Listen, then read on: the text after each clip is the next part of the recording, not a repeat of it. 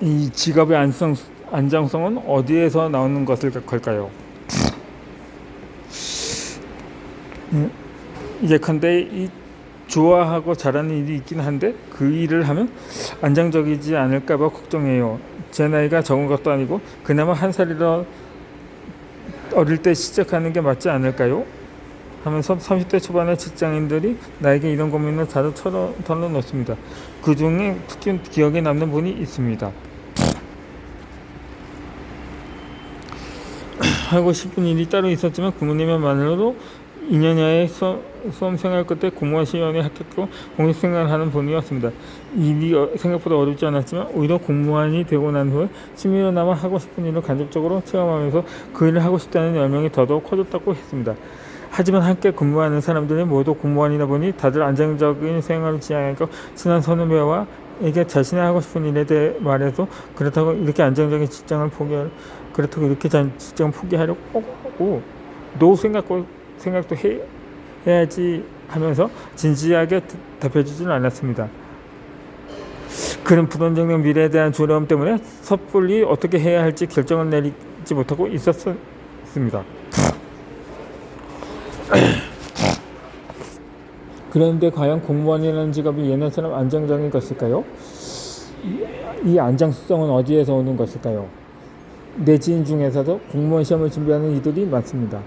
이유를 물어보면 세상에 만족할 수 없다면 칼퇴근과 연금이라도 보장된 일을 하면서 자신의 삶을 누리고 싶다고 말했습니다. 하지만 공무원의 최대 장점이라고 일컬어지는 정년보장과 연금이 언제나 영원할까요?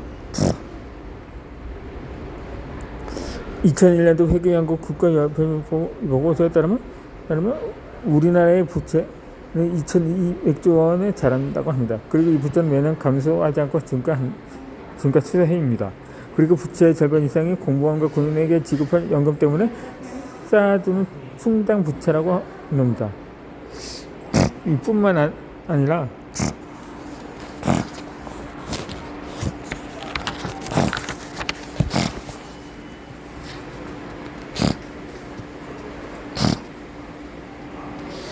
총 부채가 아닌 공무원 연금 충당 부채만으로도 국민 1인당 분담금이 2,205만 원에 달한다고 합니다. 이 공무원은 한번 늘리기 시작하면 줄이기도 쉽지 않은 데다 국가가 지출해야 하는 연금 부담도 농구덩이처럼 불어나고 있습니다.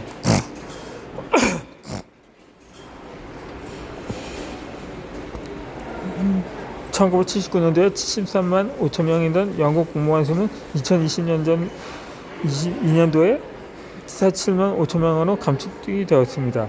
하지만 영국 정부는 3년간 총 9만 2천 명을 감축해서 연간 35억 파운드인 하나로 약 5조 5천억 원을 절약하기 위한 목표를 세웠습니다.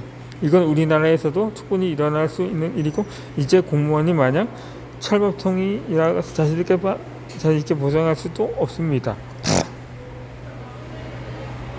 지금 우리가 살아가고 체감하는 시대는 이전과 다르게 흘러가고 있습니다. 예전에 유행했던 법칙이 앞으로도 적용될 것이라는 보장은 없습니다. 안정성을 기준으로 직업을 삼기에는 너무 위험이 크다는 이야기입니다. 그러니 성공하고 싶다면 더욱이 평생 직장을 찾겠다는 욕심을 버려야 합니다. 2020년도 통계청에 따른 우리나라의 평균 수명은 83.3세입니다.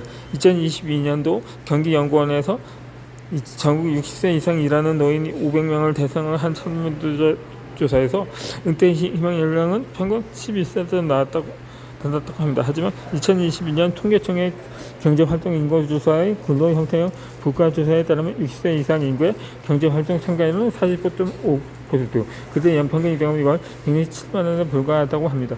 이 말인 즉슨 노인들이 일을 하고 싶다고 하더라도 일을 할 수 있는 여건이나 환경이 제대로 조성되어 있지 않고 또 일을 한다 쳐도 평균 월급이 굉장히 낮다는 의미입니다. 이들이 만약 55세 정도의 평균 연령대로 은퇴하고 평균 수명 정도로 삶을 산다고 썼을 때 은퇴하고도 30년 가까운 시간 더 써야 하는데 퇴직 후 생활비 충당에 따른 대한민국 국민연금이 이전에겐 특히 부족합니다. 안정성이라는 변수가 많고 불완전한 기준에 휩싸여서 자신의 소중한 시간을 낭비하기보다는 지금 하는 일을 하면 좋아하는 일과 잘하는 일 찾고 금성을 쌓아야 합니다. 저런 기회가 생겼을 기회를 잡을 수 있는 능력을 갖춘다면 훨씬 더 행복한 삶을 살 수 있을 것입니다.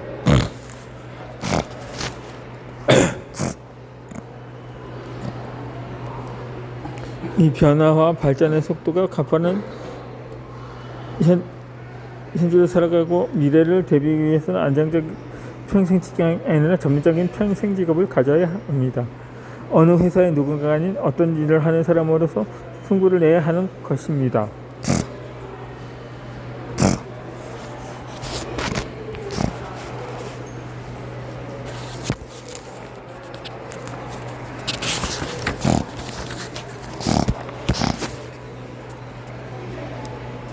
이 안정성과 함께 자주 언급되는 문제가 있는데 바로 나이입니다.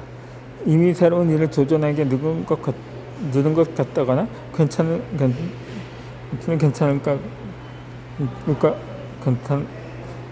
하고 묻는 사람들이 많습니다.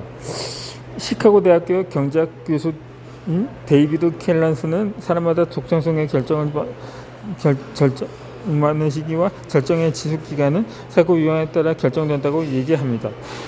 그는 자신의 분야에서 주각을 나타내는 인물들을 연구한 결과 혁신하는 서로 크게 두 가지 유형이 있다는 사실을 발견했습니다. 이 첫 번째는 개념적인 혁신가로 이들은 대단한 아이디어를 생각하는 그 개념을 실천하는 데 착수합니다. 두 번째는 실험적인 혁신가입니다. 혁신자는 시간을 통해 문제를 해결하며 자신이 측정하고 진화합니다. 이를 특정 문제를 다루면서 처음부터 완벽한 해결책을 굳이 염두에 두지 않습니다. 또 켈란스 교수는 다방면에서 개념적인 혁신가와 실험적인 혁신가들의 작품을 연구한 결과 그들의 장성기라고 여겨지는 평균 나이가 10살 이상 차이가 났다고 합니다. 개념적인 혁신가들이 30살 이전에 두각을 나타내는 데 비해 실험적인 혁신가들은 40이 넘어서 두각을 나타내는 경우가 많았습니다. 결국 접근 방식의 차이지 나이가 얼마인지 일하는데 크게 중요하지 않다는 얘기입니다. 나이와 주관 시선은 신경 쓰기보다는 먼저 마음에 품은 여러 아이디어를 실현하기 위해 노력하고 최선을 다해야 합니다.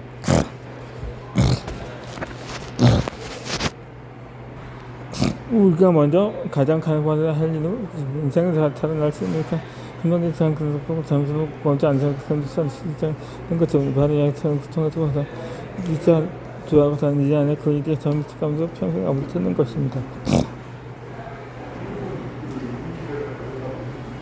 더 이상 나이와 주변 시대에 도와주면서 간직하는 살통하고 있음을 보장하고 숨기다 맙시다. 미래는 앞으로 자신이 무엇을 좋아하고 다를 수 있을지 고민하는 사람에게 더 많은 기회를 선보해 줄 것입니다.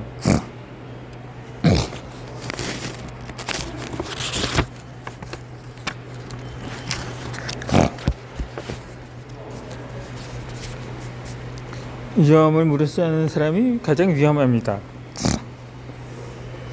위험을 기꺼이 감수하고 새로운 것을 시도하는 사람을 리스크 테이커라고 부릅니다. 새로운 기회로 조약하는 기회 현재 정해진 것을 기꺼이 내려놓을 수 있어 비로소 리스크 테이커가 됩니다. 그러나 많은 사람들이 포기라는 측면에만 초점을 맞추다 보니 리스크 테이커는 위험하고 무모한 것을 시도하는 사람이라는 부정적 인식이 강합니다. 하지만 리스크 테이커는 세상의 불만을 품고 위험을 무릅쓰는 존재가 아닙니다. 오히려 1년 후 생활이 나아질 것이라고 긍정적인 자신의 안전을 전망하는 이들이 무려 73.9%를 차지할 정도로 현실에 대한 만족도와 미래의 기대감이 높은 사람들입니다.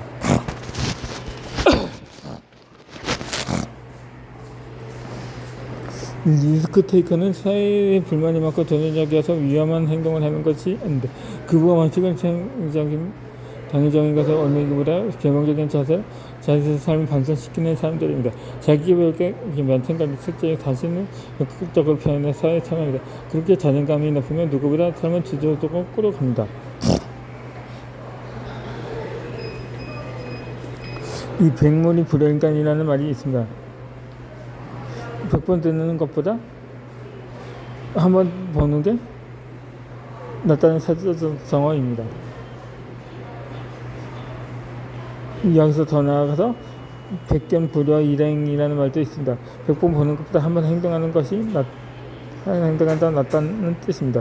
리스크 테이커들은 누구보다 이발을 직접 체감하고 있는 사람입니다.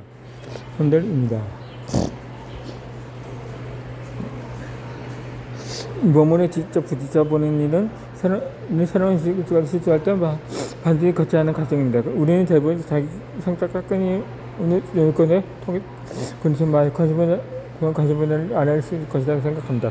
물론 성찰이 필요합니다. 하지만 범위 없는 상태에서 왼결은 아무리 그렇게 생각하면 마치 허공에 떠도는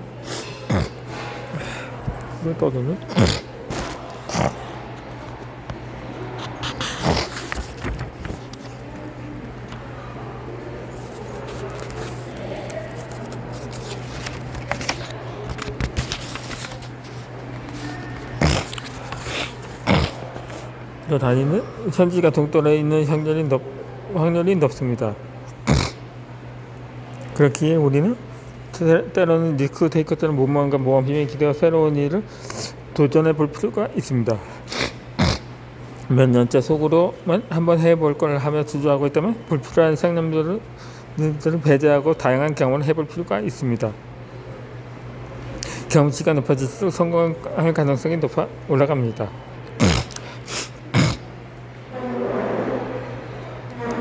심상요법의 창시자 칼 사이먼트는 세상을 바꿀 빅 아이디어를 생산하는 확률은 아이디어의 양이 많을수록 높아진다고 얘기했습니다.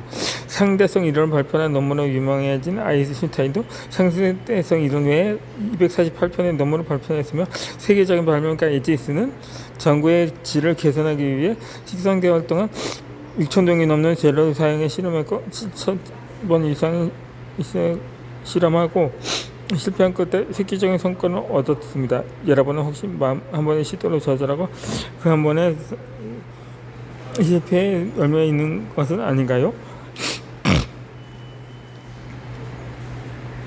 완전한 실패는 없습니다. 완전대로 성취할 수 있었겠지만 실패의 경우도 분명 나의 성공을 사실은 점입니다. 실패 만큼 더 많은 경험 얻은 것이고 실패적으로 시도하지 않은 사람들보다 서서히 발전할 가능성이 높기 때문입니다. 한번 도전해보는 것을 하지 않지 않다는 것을 이해하고 그 경험을 통해 반드시 깨닫고 느끼는 것은 또 잊지 마렴입니다.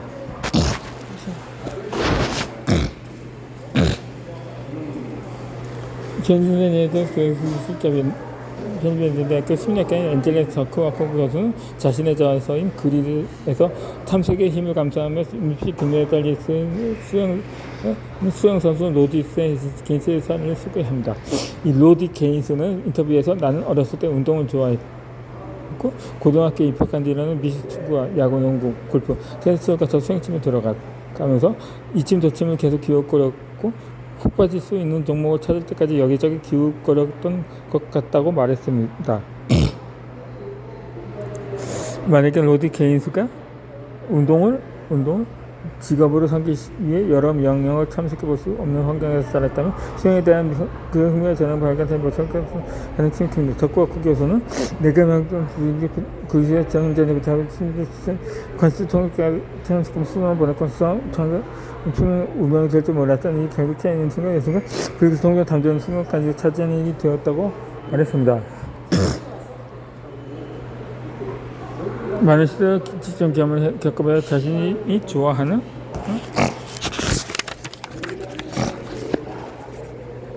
이빨